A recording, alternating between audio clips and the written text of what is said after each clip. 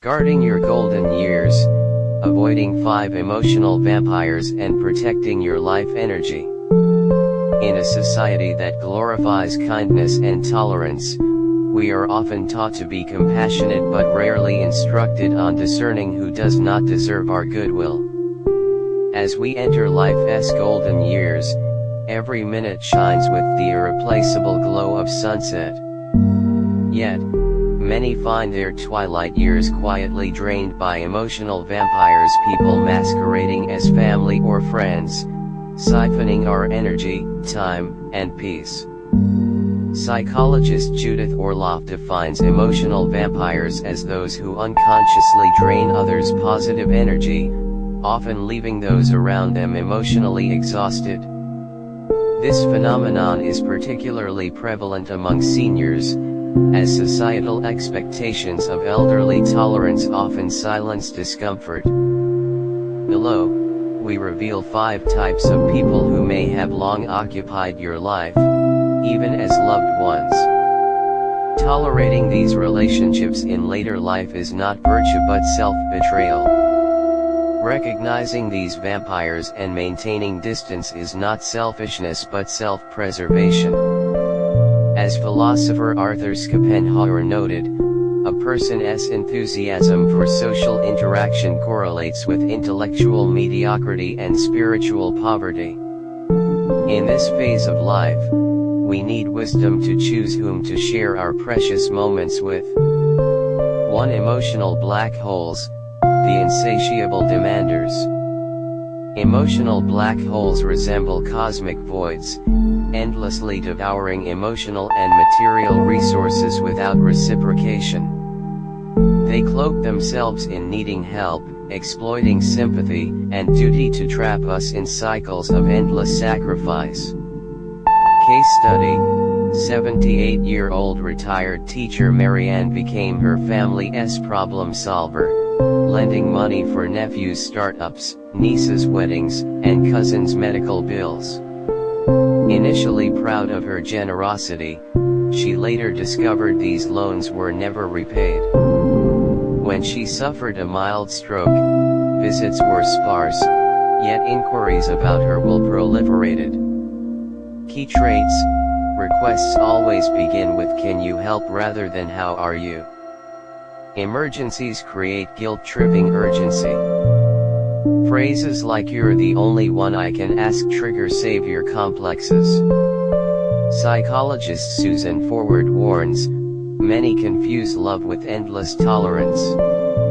For seniors, whose energy dwindles, feeding these black holes is akin to giving winter firewood to those who never warm you. Strategies: delayed response, "I need time to consider." Offer alternatives: "I can't lend money, but I'll help draft a repayment plan." Practice "No, not this time" is simpler than explanations. Healthy relationships should nourish like gardens, not drain like one-way pipes. 2. Mental executioners, chronic critics. Chronic critics erode confidence through subtle, relentless negativity, masking cruelty as honesty. Their advice chips away at self-worth, leaving seniors hesitant to engage. Case study: 81-year-old retiree Arthur endured decades of nitpicking from neighbor Clyde, who mocked his shirt colors, lawn care, and coffee habits. After decades, Arthur withdrew from community activities, doubting his social skills. Key traits: suggestions focus on your changes. Rare unconditional praise, but follows achievements. Post-conversation fatigue. Psychologist John Gottman's research shows healthy relationships require a 5:1 ratio of positive to negative interactions. Critics invert this, stifling late-life curiosity. Strategies: reframe honesty, true honesty need not harm. Set language boundaries: if you want to help, speak kindly. Daily self-affirmations: List 3 daily successes. Selective sharing, protect vulnerabilities.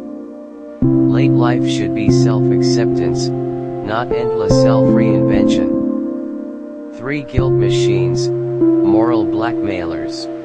Moral blackmailers weaponize guilt, framing refusal as moral failure. They manipulate values like family duty or religious compassion to extract compliance. Case study, 83-year-old retiree Esther, a single mother, exhausted herself caring for her daughter's children. When she asked for rest, her daughter implied selfishness and posted vague social media jabs.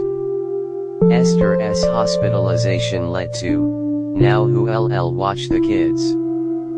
Key traits: preemptive guilt before decisions.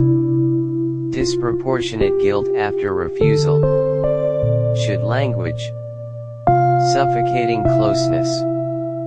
Sociologist Arlie Hochschild's emotional labor concept explains how seniors are pressured to suppress needs. Strategies: distinguish responsibility from obligation. Healthy relationships are bidirectional. Reframe guilt: protecting myself is not immoral. Non-defensive communication: I need balance over you never consider me. External perspectives: seek unbiased advice. Late life is for reaping rewards, not endless sacrifice. 4 shadow dancers, covered competitors. Covered competitors mask envy in friendly interactions, undermining achievements to assert superiority. Case study, 77-year-old retiree Margaret took up painting after widowhood. Her friend Evelyn constantly compared her to her grandchild's talent or downplayed her gallery exhibition as lax standards. Margaret abandoned art, doubting her skills. Key traits: achievement deflection. Humorous put-downs. Emphasis on luck over effort. But qualifiers. Alfred Adler's inferiority complex theory explains how competitors mask insecurity. Strategies: share with true allies, those who celebrate your joy. Internal affirmation: my joy needs no validation.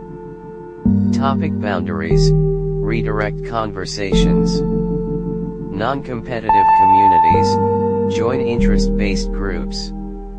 Late life should free us from social comparisons. 5 fog weavers, passive-aggressive manipulators. Passive-aggressive manipulators avoid direct conflict, using evasion, sarcasm, and ambiguity to create confusion. Case study, 79-year-old retiree George's son Steve repeatedly cancelled visits with excuses, then guilt-tripped him for disappointment.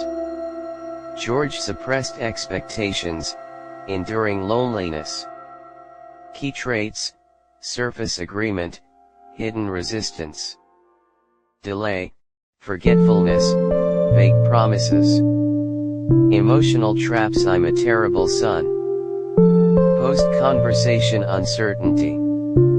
Breen Brown's vulnerability research highlights the need for clarity. Strategies: direct communication. What does "see circumstances" mean? Reject excuses. If this isn't a priority, cancel. Avoid emotional traps. Focus on behavior, not character. Pattern tracking. Document inconsistencies. Lower expectations. Rely less on unreliable people. Clarity beats ambiguity in late-life relationships. Conclusion: the art of setting boundaries. Emotional vampires thrive on blurred boundaries.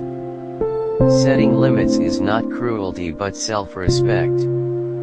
Psychologist Esther Perel notes that relationship quality hinges on conflict repair, but this assumes mutual respect.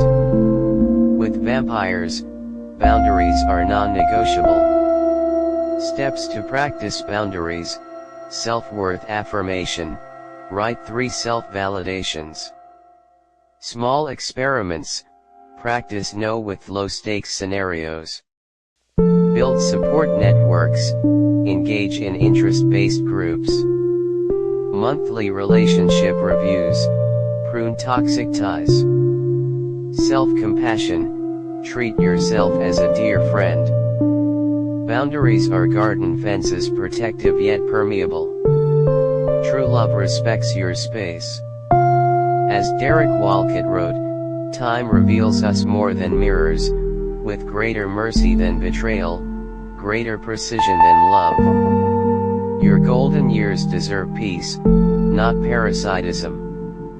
Let your garden bloom with those who nurture it.